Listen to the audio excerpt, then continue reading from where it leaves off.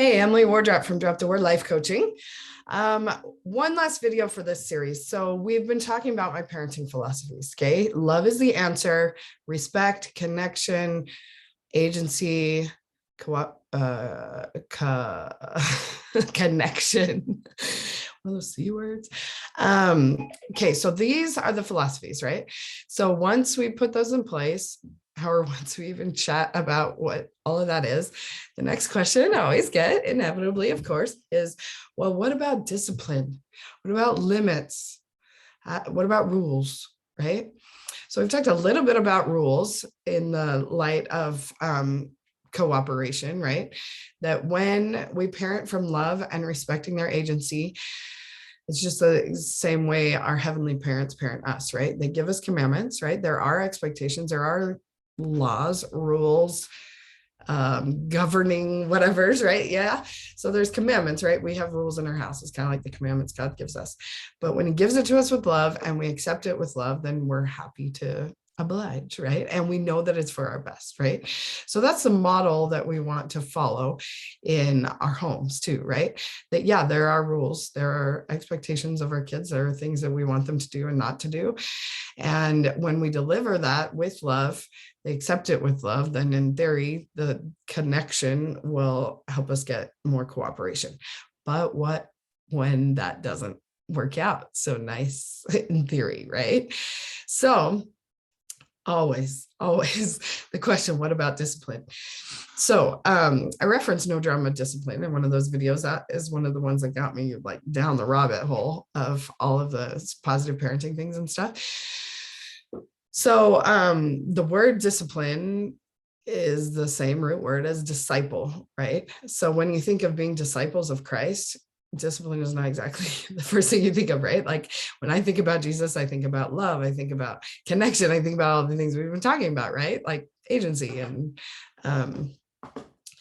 mostly love, right? That's what Jesus taught us to do, is to love our God and love our neighbors and love ourselves, right?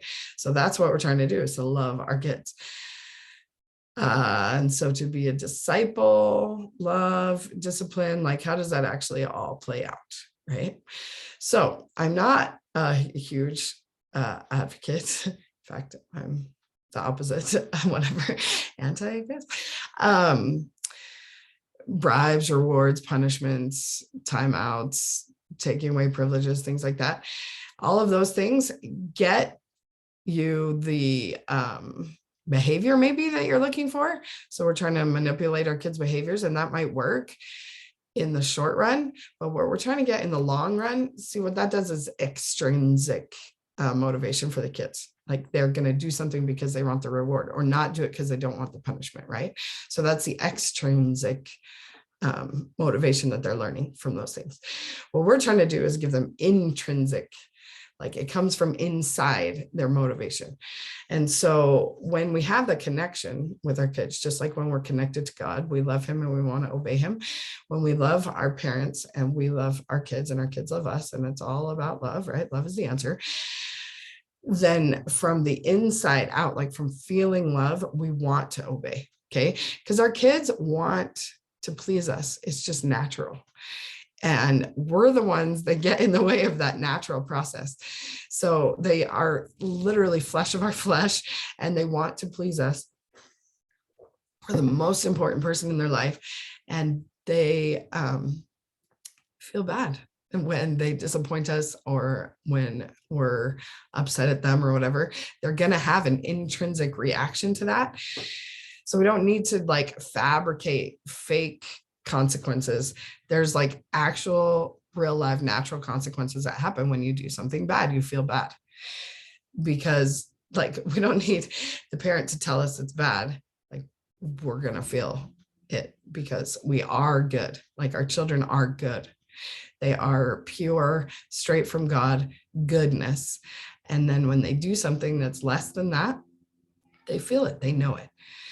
And it's like just our natural man in this human condition that kind of messes up that connection to God, that connection to goodness that teaches us right from wrong. And we feel like it's our job as parents to teach them right from wrong. I believe they come with that. Like they are good and they know when something feels a little bit off. Okay. And so when we're yelling at them to stop yelling, see how that is like messing with the natural functioning that's already ingrained in them. Okay. So if we can think about, hold on just a second. She asked me so nice. Okay, so we're trying to help them. It's kind of like intuitive eating, right? That in theory, that your body already knows like intrinsically, right? When it's full and when it's hungry, and it has like hormones that let you know and things like that. But as we, oh, sorry, as we interfere with the natural functionings of our body by giving it unnatural food, then we kind of throw that off. And so that's kind of what we do in parenting sometimes, is we give the kids like unnatural consequences or punishments or rewards or whatever, and it throws off the intrinsic thing that your bodies already know. Okay. So your kids are good, inherently good. And then they come down here, and if they like, emotions are not bad. We feel like they're going to feel upset. They're going to feel frustrated. They're going to feel irritated and angry or whatever. And then not know what to do with them. Right. So that's the skill that we want to teach our kids, is what emotional management, right? Is what to do with those feelings. Because like, okay, so sister steals brother's toy.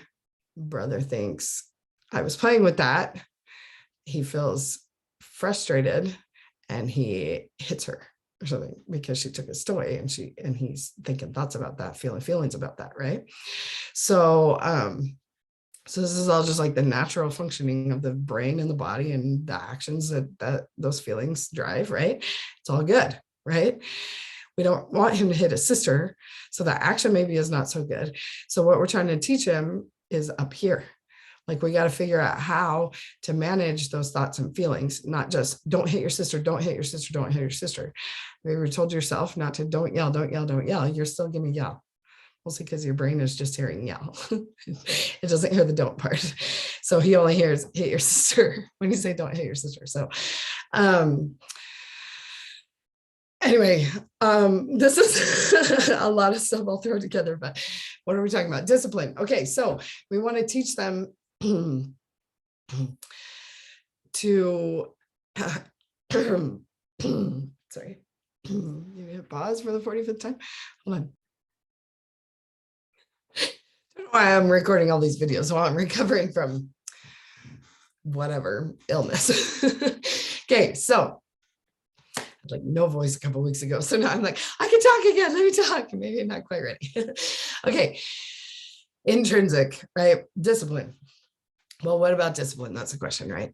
So the short answer is let them like feel the effects of their actions naturally. This is really hard to do. So my kids were fighting yesterday, and I was like, I'm just going to let them feel their natural effects of what and so one of them gets frustrated and hits the other one. So then the other one's like super sad. So it's not like we can't interfere at all. Like I want to comfort the sad one, but the one that hit that sad one, he feels bad that he hit her. Like, I promise you he does.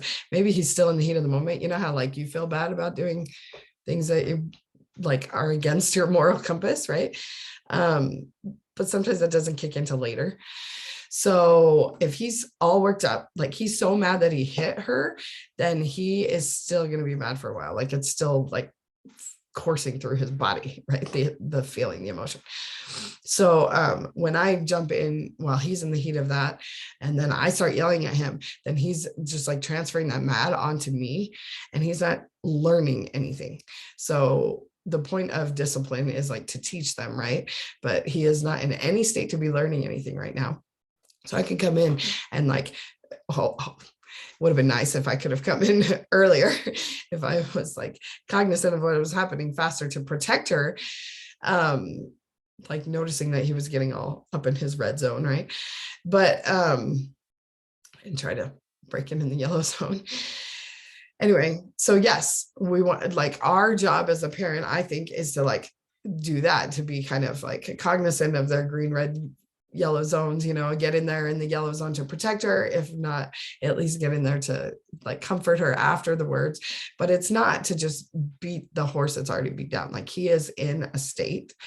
And so that's part of like respecting him as a person, is that we understand how emotions work, and we understand he is all red hot right now.